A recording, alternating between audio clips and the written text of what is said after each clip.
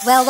Hello mga Bebshi! For today's mini vlog mga Bebshi, meron akong isi-share sa inyo na napakasarap na recipe ng chicken. Una nga nating gagawin ay mag-marinate nitong chicken. Naglagay nga ako dito ng 1 cup na toyo, 3 tablespoon na patis, calamansi juice, isang sachet ng oyster sauce, tapos bawang sibuyas, and then tanglad or lemongrass. Tapos lalagyan natin yan ng mga pampalasa like paminta. And maglalagay din ako dito ng 2 cups na tubig. At para na nga din pambalanse ng lasa mga Bebshi, naglagay ako dito ng 1 tablespoon na brown sugar, sili na din para maanghang, and 1 tablespoon na sesame oil. Pagkatapos na mix ang marinade sauce mga Bebshi, ay ilagay na natin itong manok. Chicken thigh part nga pala ito at dinibone ko na ito mga Bebshi. Pagkatapos ay i-coat lang natin itong chicken sa ating marinated sauce. I-marinate natin to mga Bebshi ng 15 minutes lang. After 15 minutes, ayan mga Bebshi, as you can see, meron akong ginawang bagong recipe na i-share sa inyo. So ngayon, nakikita nyo, marinated na itong chicken na ginawa ko.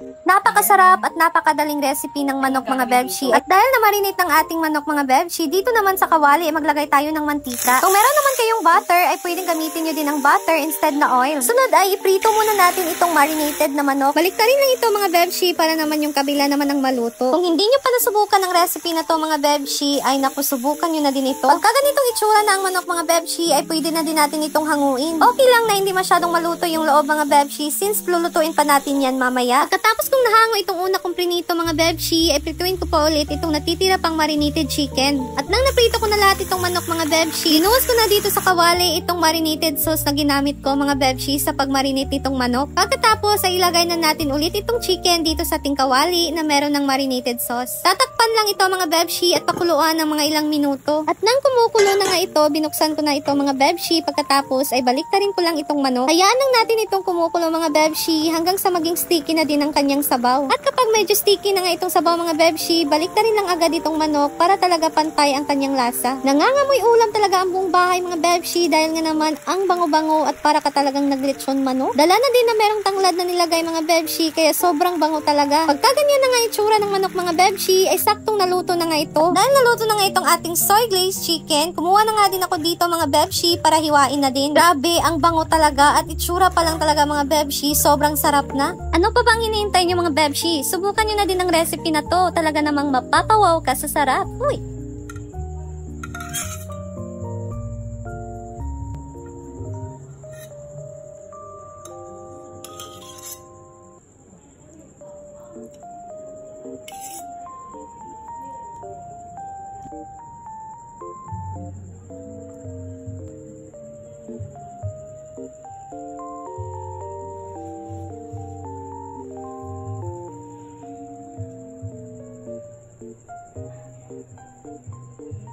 Mga Bebshi, ang ating chicken glaze.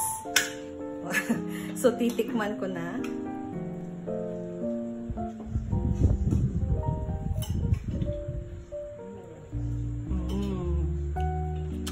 Ang sarap. Parang siyang barbecue. Kasi dahil sa kanyang lemongrass. Sarap.